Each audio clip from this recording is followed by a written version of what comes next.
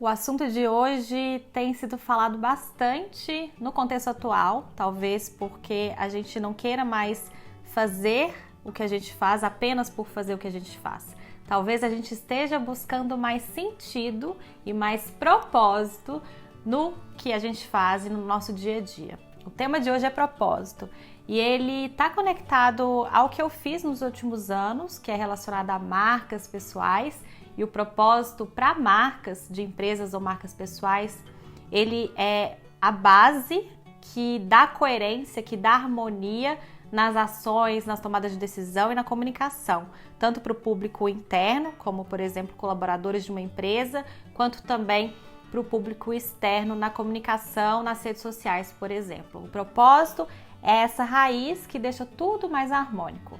Agora, trazendo para o aspecto pessoal, o propósito é aquilo que dá sentido, é a nossa razão de fazer o que a gente está fazendo. Ele traz mais brilho no olho, ele traz mais motivação e é um assunto que eu me interessei bastante nos últimos anos também para aplicar para mim, para minha vida. Então hoje eu vou trazer aqui algumas ferramentas que eu aprendi e também o que eu experienciei ao sentir o propósito na minha vida.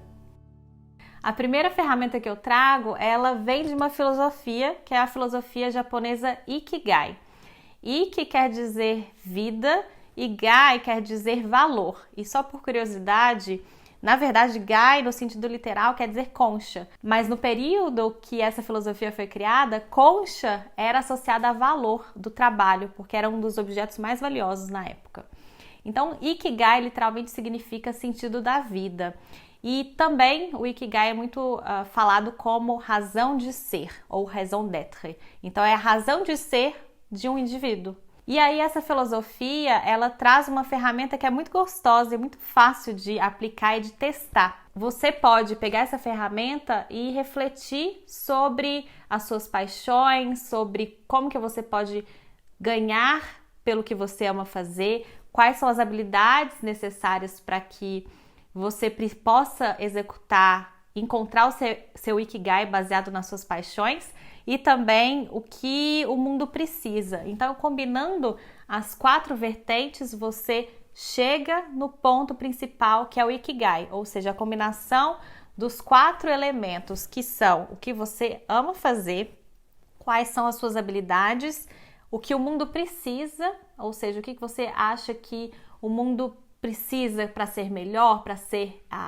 o mercado mais ideal e como que você pode ser pago por isso. Então, você achando a interseção desses 4 pontos, você encontrou o seu Ikigai. Existem várias filosofias e vários livros e literaturas a respeito dessa filosofia.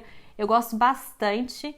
Ela foi criada por volta do ano 1000 no Japão e vários pesquisadores eles começaram a explorar algumas observações que eles fizeram no Japão e eles descobriram uma cidade em Kyoto, próxima a Kyoto na verdade, em que a população ela tinha 3 vezes mais pessoas acima de 100 anos na sua população comparado com a população do restante do Japão, que já tem uma longevidade muito alta.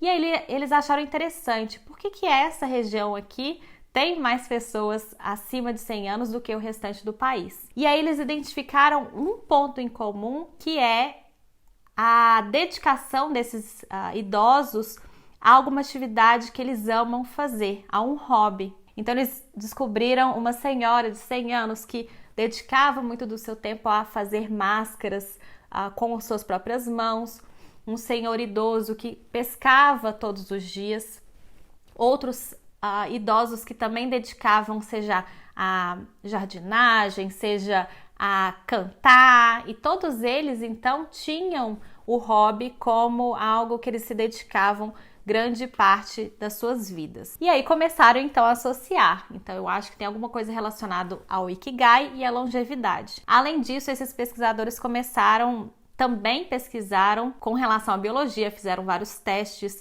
sanguíneos e eles também perceberam o aumento no sangue, na circulação sanguínea de um hormônio que é hoje associado também à longevidade, que é um hormônio adrenal, DHEA. Então eles repararam que existe uma correlação entre fazer o que se ama, nossa biologia e também a longevidade. Então, se você quer encontrar o seu Ikigai, aplique essa ferramenta. Ela é muito simples e aí a gente pode explorar e fazer testes durante as nossas vidas com diferentes habilidades que a gente tenha, diferentes paixões que a gente tenha. Pode explorar formas diferentes de ganhar dinheiro com isso e também entender, observar, na verdade, não precisa de pesquisa de mercado, mas observar também o que o mundo, o que eu vejo ao meu redor, que eu sinto que precisa ser aprimorado, quais são os desafios que a sociedade precisa resolver. E a combinação, eu posso fazer testes com diferentes habilidades, diferentes paixões, até então encontrar uma interseção desses 4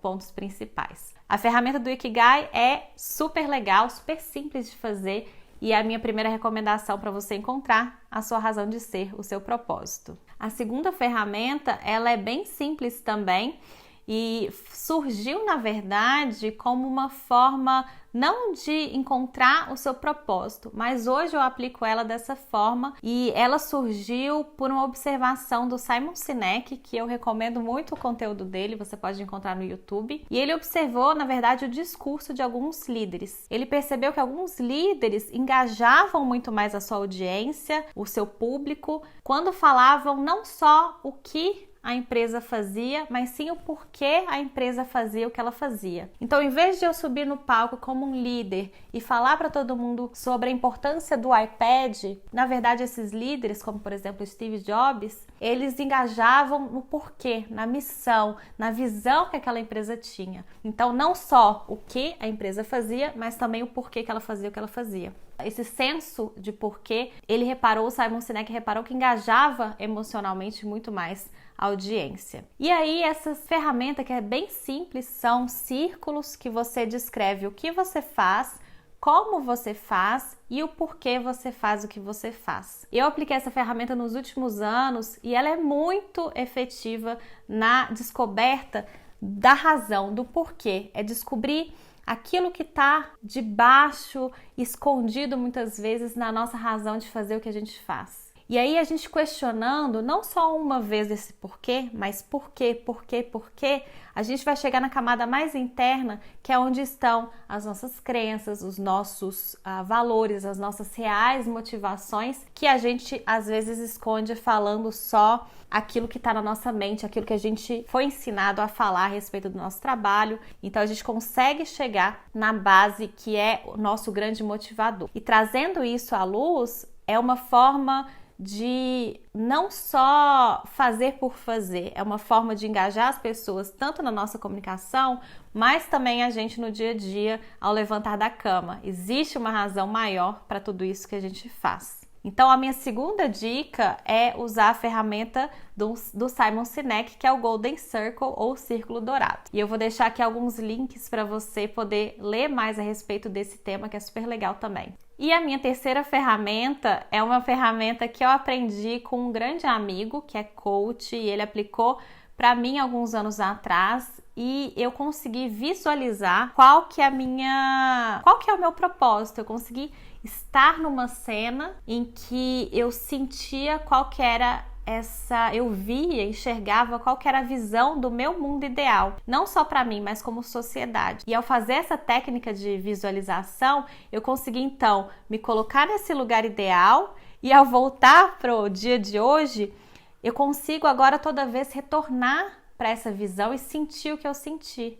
E aí, o que é o propósito? O propósito é você usar as suas habilidades que você tem hoje em mãos para fazer alguma coisa com essas habilidades, criar, construir, entregar um serviço, para então você e todo mundo que você servir chegar nessa visão de mundo ideal. Então é muito simples, é você experienciar essa visão e aí todos os dias lembrar, olha, hoje eu vou acordar para fazer o que eu faço para chegar então e ajudar a construir essa visão que eu tenho de sociedade, de mercado ideal. Então essa é uma técnica bem legal também, e eu construí com base nisso, no que eu aprendi com o Mo, eu construí uma meditação guiada que você também pode acessar no link abaixo que eu vou deixar aqui, para enxergar então onde que você quer chegar com o que você faz hoje. E eu gosto muito disso porque não é só racionalizar a gente consegue sentir,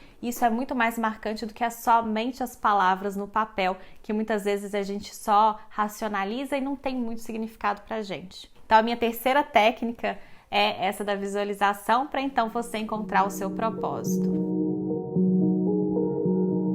O propósito, ele é, de alguma forma, um hack. Ele é uma forma de a gente conseguir convencer, muitas vezes, a nossa mente de que esse é o caminho certo. Então, colocar em palavras, trazer para a consciência qual que é o nosso propósito, sim, pode ajudar, porque é quase como se a gente pudesse colocar uma moldura em torno de toda essa energia criativa que a gente tem, de todo esse poder e multipotencialidade que a gente tem. Mas se a gente coloca uma moldura, a gente consegue embalar, né, colocar num canvas e entregar. Esse que é o meu valor. Então o propósito, de alguma forma, ele é muito útil, sim, porque nós temos uma mente, e essa mente ela busca muitas vezes por justificativas, razões, motivos, para que a gente não esteja só sendo levado pela correnteza.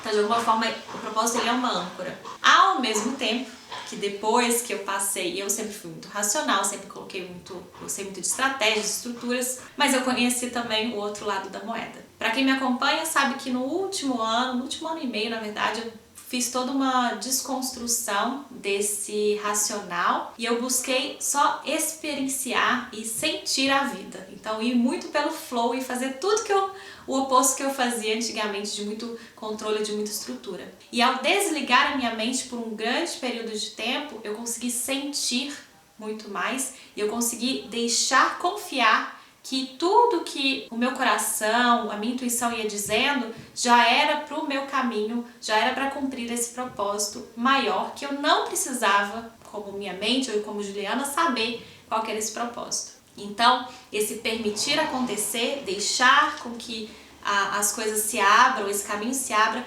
é também confiar de que a gente já tem imprintado na nossa alma, de que a gente já sabe qual é esse propósito. Então a gente não precisa justificar ou racionalizar com as técnicas de escrita, de pensar a respeito disso. Ao mesmo tempo, como eu disse, eu gosto de ter um balanço. Na verdade, não precisa nem ser um nem ser outro. Eu não preciso ficar muito apegada ao propósito, ao que eu escrevi no papel, mas eu também não preciso só deixar que as coisas aconteçam, porque muitas vezes pode ser que a nossa mente, já que somos seres humanos, a gente busca alguma razão e em momentos talvez mais escuros ou com muitas oportunidades, seja interessante ter um frame para qual eu me volto e falo, esse é o meu propósito, então vou dizer sim ou não para essas oportunidades que surgiram. Então eu gosto desse balanço dos dois lados e talvez para você também seja interessante fazer esses testes. Tanto racionalizar e colocar em palavras, porque o propósito, e aí falando de marcas pessoais, ele só é um propósito quando ele é exercido todos os dias.